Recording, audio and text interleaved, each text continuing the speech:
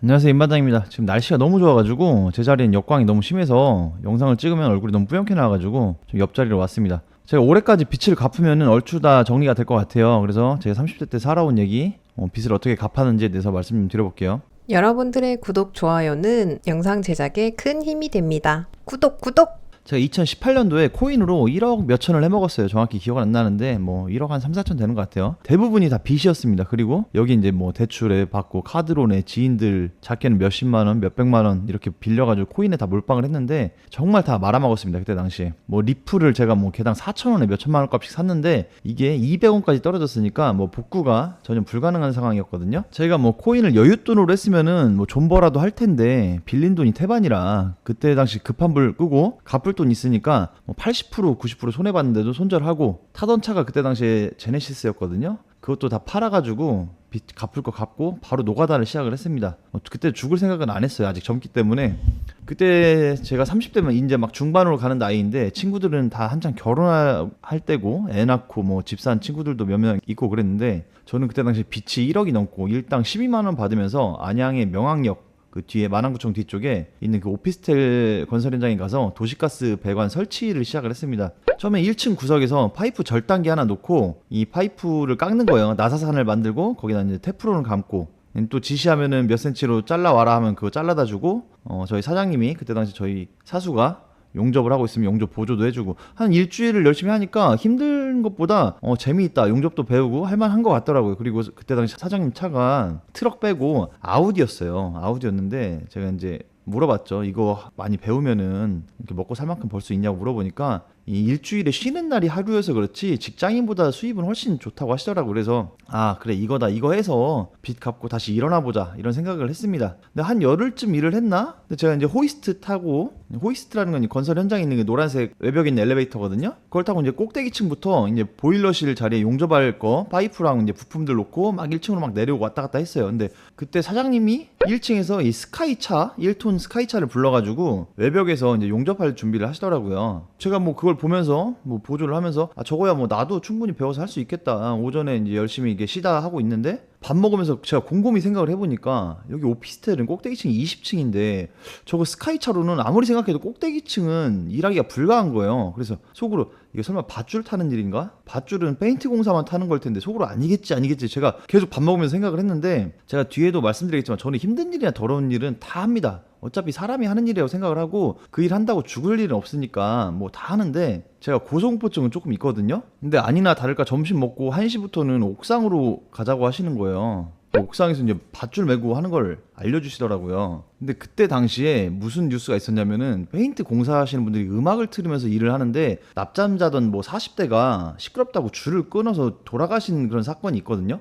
그런 생각도 나고 제가 고소공포증도 조금 있기 때문에 이런 게 다 극복이 안 되더라고요. 도저히. 근데 일은 이걸 하긴 해야 되는데 밧줄은 타기는 싫고 그래서 사장님한테 물어봤습니다. 이거 밧줄 안 타고는 도저히 일을 할 수 없냐고 하니까 그럴 순 없다고. 처음 탈 때만 똥꼬가 근질근질하지 밧줄 타다 보면은 시원한 바람도 불고 하면 재밌다고 안 죽는다고 아무렇지도 않게 대답하시길래 제가 진짜 며칠 고민을 많이 했거든요. 근데 아무리 생각해도 일하다 제가 오줌 쌀 것 같아서 좀 포기를 했습니다. 그런 다음에 다시 바로 인력사무소를 가서 노가다를 하려고 이제 대기를 하고 있는데 잡부로 일을 하는 거죠. 아무 일이나 막 가는 거, 허드렛 일. 그때 일당이 12만 원, 13만 원 정도 했습니다. 근데 저한테 이제 오셔가지고 인력사무소 사장님이 너는 젊고 힘 좀 쓰게 생겼으니까 철거 일을 가라고 하시더라고요. 철거 일은 일도 많고 여기는 15만 원 준다고 하는 거예요. 그래서 제가 저는 무조건 보내달라고, 무조건 콜이라고 그때부터 이제 철거 일을 시작을 했습니다. 이제 하던 일이 내부 철거예요. 내부 상가나 창고, 공장에서 작업을 하는 건 하이닉스도 제가 가봤거든요. 그래서 가서 미니 굴삭기가 외벽 부셔주고 막 가벽 부시고 하면은 인부들이 모여서 이제 쓰레기별로 구분을 해서 마대자루 이렇게 다 넣어가지고 1층으로 나르는 일을 했습니다. 이런 콘크리트나 벽돌 조각 이런 걸 왈가닥이라고 하더라고요. 근데 처음에 할 때는 저는 당연히 제가 다른 사람보다 팔 힘이 좀 세니까 할만하겠다 생각을 했는데 이게 이 일은 물건 나르고 하는 일은 팔 힘이 중요한 게 아니고 하체가 70~80%가 훨씬 더 중요합니다. 이 양쪽에 마대 한 20~30kg짜리 마대 들고서 계단을 하루에 수십 번씩 오르락 내리락 하면은 입에서 단내가 납니다. 그리고 초반 며칠은 진짜 개다리 춤추면서 다니거든요. 혼자 다리가 지 마음대로 움직여요. 남자는 하체라는 거를 정말 다시 한번 깨달았습니다. 노가다 지금도 곤방 하시는 분들 있잖아요. 시멘트 몇 포대씩 나르시고 타일도 막 나르시고 하시는 분들 진짜 존경스럽습니다. 지금도. 이제 이거를 한두 달 하니까 몸에도 있고 여기저기 쑤시고 아파도 돈은 버니까. 그리고 굴삭기가 들어오지 못하는 건 사람이 뿌레까지를 해야 됩니다. 이렇게 달달달달 하면서 부시는 게 있어요. 이 기계를 잡고 하면은 하루에 2, 3만 원 정도 더 줬거든요. 그래서 이 일을 한 8개월 정도 했습니다. 제가 꽤 오래 했죠. 이때 뭐냐면은 밴드랑 카페도 제가 개설해서 내부 철거 사진도 찍고 블로그 글도 쓰고 하면서 막 전화가 오더라고요. 일감도 몇 개 따가지고 사장님한테 연결해주고 하니까 되게 좋아하시더라고요. 근데 이 일의 문제는 위험하고 뭐 힘든 건 둘째치고 정산이 잘 안 됩니다. 저한테 일당을 안 준다는 게 아니고 이 사장님이 업체랑 일을 하면은 이 미수를 대부분 막 몇 주 몇 달씩 깔고 가고 나중에 정산할 때도 원래 이 정산 받아야 될 금액에서 막 뒤를 후려치는 거예요. 뒷자리 빼내 뭐하네. 그런 다음에 입금을 해주고 이 돈 가지고 되게 더럽게 구는 사람들이 많더라고요. 열심히 일하고 막 스트레스 받는 그런 상황들이 많아가지고 이런 걸로 사장님이 스트레스를 좀 많이 받는 모습을 봤어요. 제가 그래서 저는 이걸 조금 일을 해서 배운 다음에 제가 기공 한두 명 쓰고 트럭 2대를 사가지고 중고 더블캡을 하나 사가지고 좀 직접 내가 일을 해봐야겠다 이런 생각을 좀 가지고 있었는데 그때 당시에 개털인데 빌린 돈 이자 내기도 빡신데 이게 정상까지 만약에 제때 안 해주면은 어떻게 제가 헤쳐나갈 방법이 없더라고요. 그래서 이 철거 일을 한 8, 9개월 정도 하고 어찌저찌 하다가 제가 나가는 축구회 형님 중에 배관 일을 하시는 분이 있어요. 이 일이 그 배관 일이 거의 아파트나 상가 이 관공서 위주로 하기 때문에 절대 뭐 돈 떼일 일은 없고 또 주말에는 대부분 쉬고 일은 더럽지만 이 철거 일보다는 비전이 있을 거라고 한번 해보시라고 하셔가지고 제가 이 쇼핑몰 하기 전까지 한 2년 가까이 이 배관 고압 세척 일을 했습니다. 이 배관에도 종류가 좀 있어요. 배관 설치나 뭐 교체가 있고 뭐 누수가 있고 뭐 세척 공사 이런 게 있는데 저는 이제 하수라는 건 거의 뭐 싱크대에서 이런 그 음식물 이런 거 설거지하는 이런 물을 하수라고 보시면 되고 이제 오수관이라는 거는 뭐 똥물이라고 보시면 돼요. 이 하수관 오수관이 막히면은 뚫어주는 그런 고압 세척 일을 했는데 주로 아파트 지하나 상가 이런 데 가면 배관실이 있어요. 지하에. 여기가 이제 이물질로 막히면 역류할 때가 생기거든요. 여자들은 생리대라든지 뭐 물티슈 뭐 또 다른 이물질들 이런 거 들어가면은 배관이 막힙니다. 막히면은 배관실 바닥으로도 똥물이 다 떨어지고 진짜 재수 없으면은 저층으로도 막 역류가 하거든요. 그렇게 역류하거나 하면은 뭐 미연에 방지해서 청소를 하시는 업체도 있는데 이렇게 막힐 때도 저희가 가가지고 이 트랩을 풀어가지고 거기에 이제 호스를 넣고 물을 쏴가지고 이걸 다 빼내는 거예요. 자, 냄새가 정말 장난 아니죠. 똥물인데 똥물 튀어가지고 얼굴에 막 참외씨 붙은 적도 실제로 있습니다. 여러 번. 그리고 정말 뭐 30년 40년 된 오래된 아파트는 이 배관실에 쥐랑 고양이 사체들이 정말 많이 있거든요. 거기 주변에 또 군뱅이들이 엄청 많아요. 자, 정말 더럽습니다. 그래도 여름에 철거할 때보다 이 지하에서 일하니까 시원하다는 생각으로 참고 일했습니다.